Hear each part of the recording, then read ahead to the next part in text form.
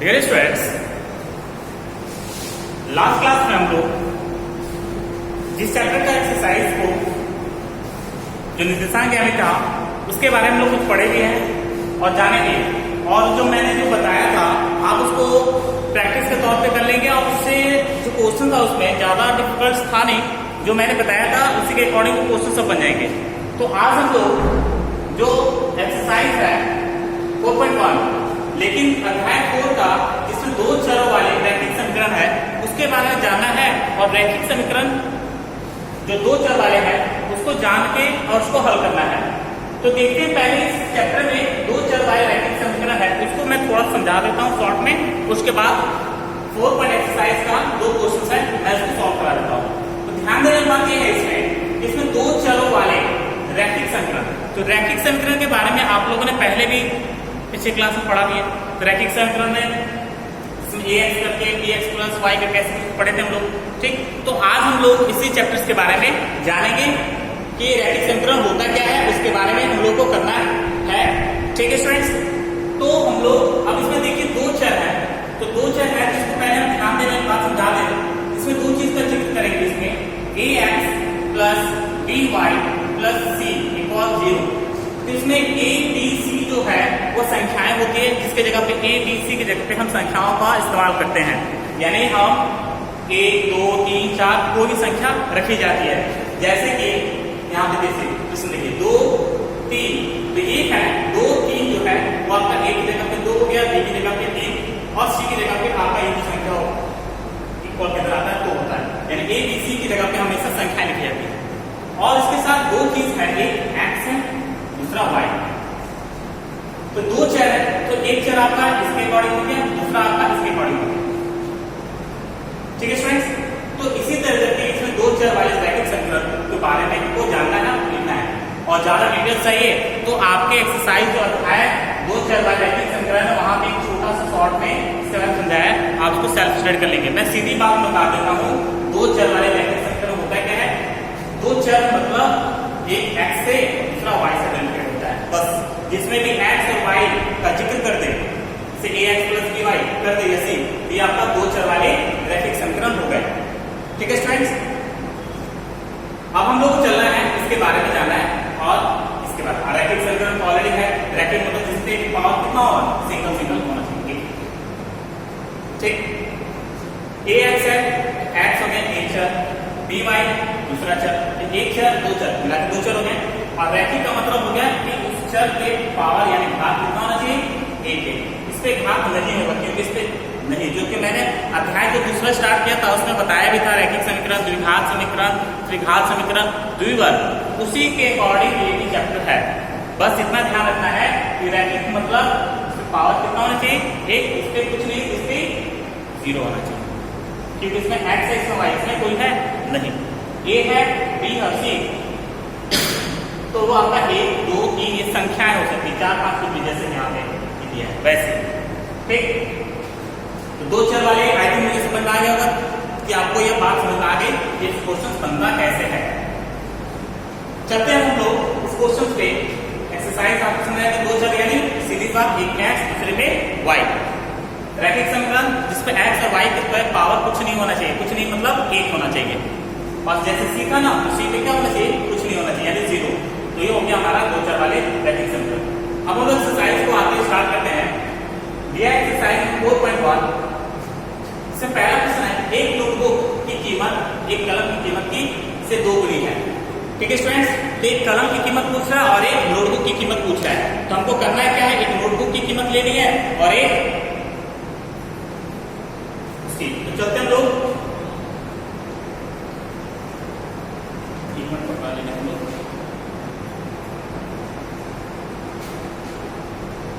माना इसकी एक कलम की कीमत है और एक नोटबुक की, माना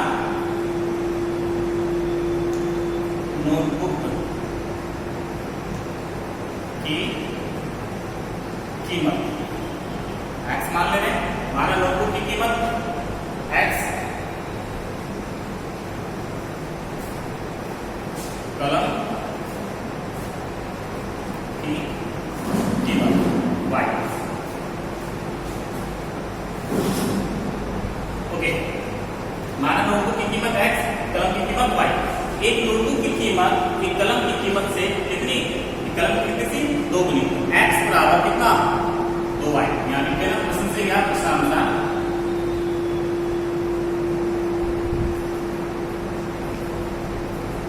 एक कलम की कीमत से कितनी 2 गुनी, x बराबर 2y। तो क्या करेंगे उसका इस कथन को निरूपित करने के लिए दो चरों का उपयोग करेंगे। तो दो चर यानी आपका एक x होगा दूसरा y। ध्यान दीजिए इस कथन को निरूपित करने के लिए दो चर वाले एक रैखिक संकलन। तो दो चर का आपका एक ये हो गया, पूछ रहा है रैखिक संकलन। तो रैखिक के लिए इसको इधर कर देंगे x हो गया, इधर करते हैं -2y, इधर क्या रह जाएगा यहाँ पे 0। फिर से रिपीट करते हैं, एक नोटबुक की कीमत पूछ रहा है, एक नोटबुक x मान लेंगे, कलम की कीमत पूछ रहा है उसको y मान लेंगे। फिर कह रहा है कि इस कथन को निरूपित करने के लिए दो चर आपका x बराबर 2y हो गया, 2 गुना हो गया। उसके बाद कह रहा है कि दो चरों वाला एक रैखिक संकलन लिखिए। रैखिक संकलन का मतलब ये हो गया कि ये जो है संख्या x बराबर 2y उसको उठा के x के तरफ कर देंगे।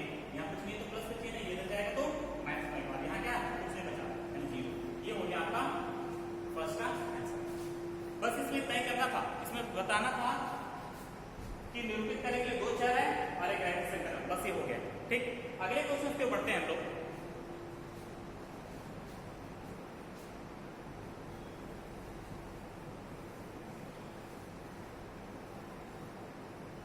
देखिए अब अगले क्वेश्चन में है सेकंड का फर्स्ट है, इसको हल करते हैं। 2x + 3y बराबर 9.35 के बाद है यानी 5। रैखिक समीकरणों को ax + by + c बराबर 0 के रूप में व्यक्त कीजिए। पहले तो इसको इस फॉर्म में चेंज करना है, तो क्या करेंगे तथा a और b और c के मान पे क्या करना है। तो ये सेकंड का क्वेश्चन, इसमें 2-3 है, इसमें से एक क्वेश्चन मैं सॉल्व करा देता हूं। जैसे तो आप देखेंगे 2x + 3y बराबर 9.35। पॉइंट नीचे होगा, बीच में नहीं होता है, याद रखिए पॉइंट बीच में नहीं, हमेशा नीचे होता है, ये ध्यान रखने बात है। 9.35 ये जो पॉइंट होगा हमेशा नीचे। कितने स्टूडेंट्स क्या करते हैं बीच में लिख देते हैं, ऐसे लिख देते हैं 9.35 ऐसे करके लिख देते हैं, जो कि ये गलत होता है। होगा 9.35, ये पॉइंट नीचे होता है। ओके स्टूडेंट्स, तो 2x + 3y = 9.35। इस 5 का मतलब 5 बार आएगा यानी बार। अब क्या करेंगे इसको रैखिक संकलन में इस फॉर्म में चेंज करना है। ये आपका सूत्र रैखिक संकलन पर दो चरियों वाला, तो 2x + 3y ये है, इधर है बराबर के, यहाँ कोई सिंबल है नहीं, प्लस में। जब ये इधर आएगा तो -9.35 इसके बाहर आ गया बराबर, यहाँ क्या बचेगा कुछ नहीं तो 0 बचेगा। अब तो इस फॉर्म के रूप में व्यक्त कीजिए, तो व्यक्त तो कर दिए। अब a और b और c का मान ज्ञात करें, a b और c का मान ज्ञात करना है। तो क्या करें सबसे पहले हम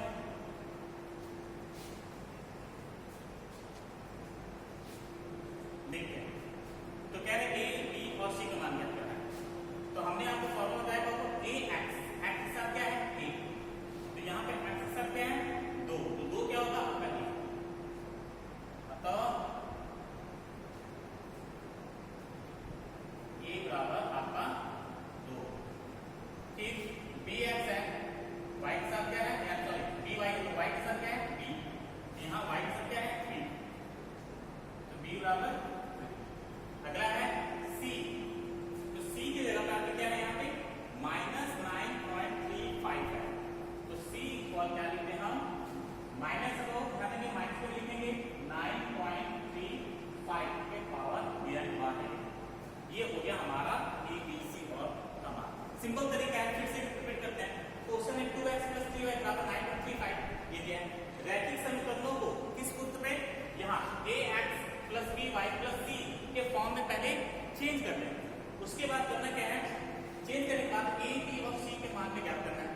क्वेश्चन आपका ये दिया हुआ है यानी गिवन यानी दिया है, लिख दे रहा हूं। सो आप एक एक चीज का बारीकी से समझाते रहो। यहाँ पे ये आपका दिया हुआ है 2x + 3y बराबर 9.35 ये बार, यानी ये संख्या बार रिपीट होती है, रिपीट है। यहाँ बीच में बराबर चिन्ह, अब हम क्या करें, इसको इस फॉर्म में लाएंगे, तो 2x का 2x ऊपर गया, प्लस 3y का 3y, इसका एक और चिन्ह है नहीं, तो ये जो उठ के इधर आएगा y की तरफ, अब बराबर यहाँ क्या बचा होगा, कुछ नहीं, तो 0 बचेगा। अब 2x प्लस 3y माइनस 9.35 बराबर 0, ये इस फॉर्म में आ गया है सूत्र के अकॉर्डिंग। तो चलिए अब व्यक्त भी होगी, आप पूछ रहा है a b और c का मान क्या करना है, यहाँ 2x है प्लस 3y माइनस 9, अब सूत्र के कारण है ax, x के साथ क्या है a, यहाँ x के साथ क्या है 2 क्या होगा आपका a हो गया, फिर है by, y के साथ क्या है b, यहाँ y के साथ क्या है 3, तो 3 क्या होगा आपका b, यानी b बराबर 3।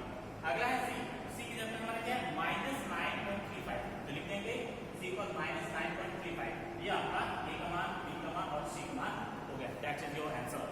Okay friends, I hope you think that you understood. Today that's my classes that we will again said repeating. So students इसको रिपीट कर लेंगे, रिवीजन कर लेंगे, कॉपी प्रिपेयर कर लेंगे, ठीक। आज से हम तय कर देते हैं, आप सभी लोग इसको ध्यान देंगे, इसको रिपीट कर लेंगे, इस क्वेश्चन को आगे और कर लेंगे, और इससे 2-4 क्वेश्चन है आप इसको ठीक से भली भांति बना लीजिएगा। तो हम रहने देते हैं आज के लिए स्टूडेंट्स, और रिपीट कर लीजिएगा। तब तक के लिए आप अपना ध्यान रखिए, स्वस्थ रहिए और सुरक्षित रहिए। थैंक यू स्टूडेंट्स, फिर हम लोग कल मिलते हैं।